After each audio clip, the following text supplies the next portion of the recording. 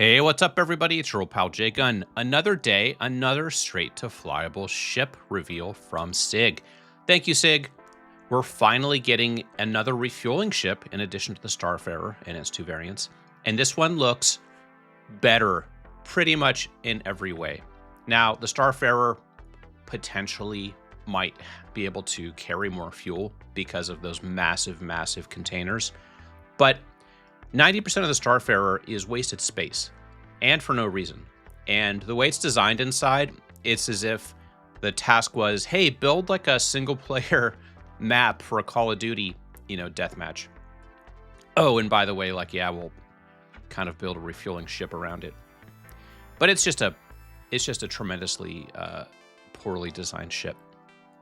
So today we get to see for the first time the MISC Starlite, a Musashi Industrial Starflight Concern refueling ship in a much more reasonable form factor.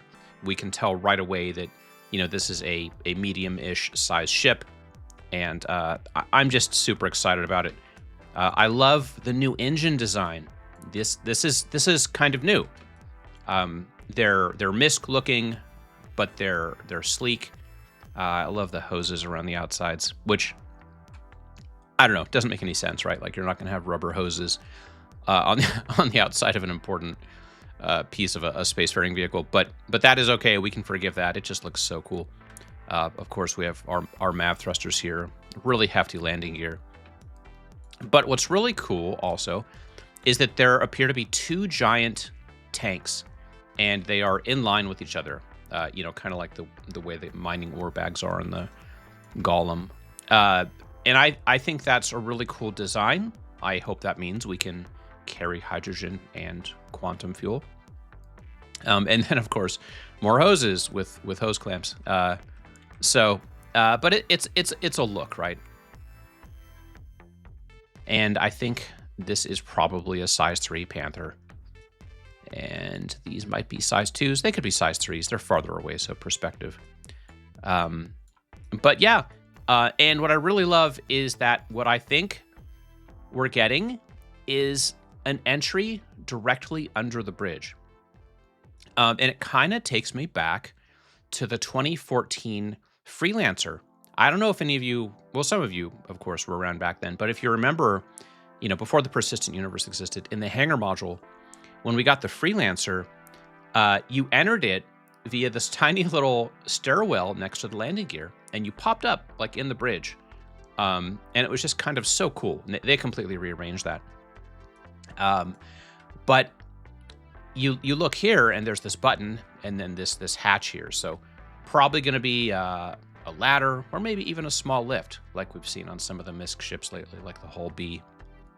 I think that's awesome. But look at the height here. Like simply, we've got the bridge up here. Maybe I should switch to like a brush tool or something. I'll just do a new layer just in case.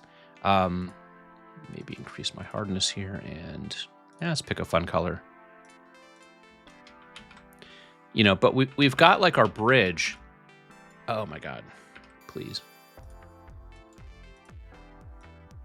And you can kind of see the seats in it. And actually, why don't I turn down the brightness there in the bridge? We'll turn down the brightness in the bridge, see if we can see anything. We'll just mask this out real quick. There we go. Yeah. Sorry, there's probably better ways to do this. But there's the bridge, and I'm thinking like there's a lot of height here. There is a lot of height. So what the hell? Oh, well, the wrong layer. If you think about it, so I think this is probably a 2-deck ship. Yeah, I'm just going to call it. It's a 2-deck ship. But what we will see in the next image I show you is that instead of wasting like 90% of the ship with just empty space and then all the refueling stuff, we'll get to see from the top view that the ship itself is actually very small, which is really kind of nice. Actually, let's just go ahead and go to these pictures. Let's look at the top view here. And what's really kind of cool about this is we can see, oh my God, is we can see precisely that, like this, is all, the tanks, yeah, like blah, blah, blah, blah, blah. Like that's all tank. So the ship, really is just this section, which is nice. So I think you're going to hop into it and it's going to be like a prospector. It's just super big. So definitely probably multi-deck, but it just doesn't go that far forward. And then, all of this stuff on the sides is just engines and stuff. I don't think there's going to be any walkable area in here for the user. But there is a turret, and it is a remote turret. There is not room for anybody to be inside of it. So that's nice. A lot of the older MISC ships, you had to actually have somebody inside the turret. And it wouldn't be a MISC ship without a spoiler that completely gets in the way of the turret's field of view.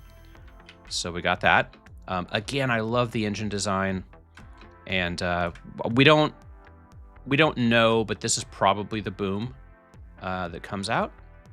And yeah, so the Starfarer was just like this huge impractical ship. It was hard to position. Refueling was hard for sure. And so now I think SIG is like, hey, let's do refueling. Like, let's make it a thing. Well, what do we need for that? Well, we need the quests. Yep. And we need a ship that's more purpose driven. So this is it. The Musashi Industrial Starflight Concern Starlite. It's a, medium small single operator refueling vessel. It probably will have a bridge for 2 people, judging by the size of this bridge. Like, I definitely, imagine there's 2 seats in here. And I think that makes sense because this guy, he's probably going to control that turret.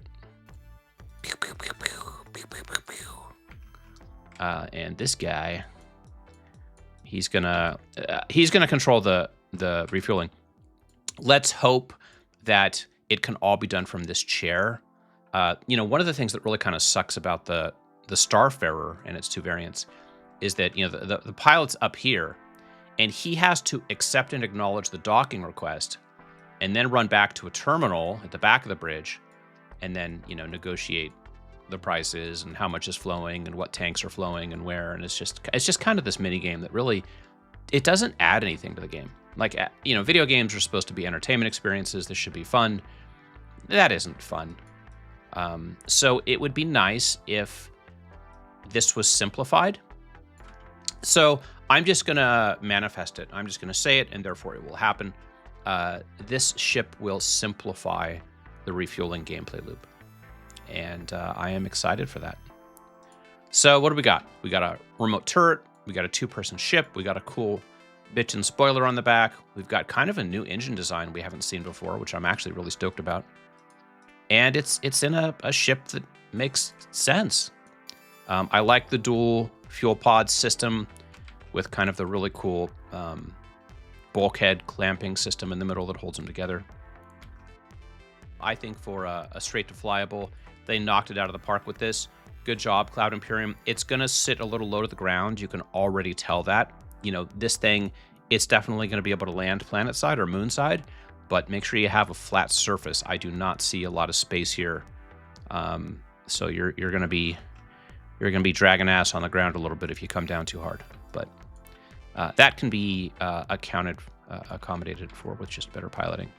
So, but it's I'm still kind of like, curious, like, if the bridge is kind of here, right? Like what is all of this space gonna be?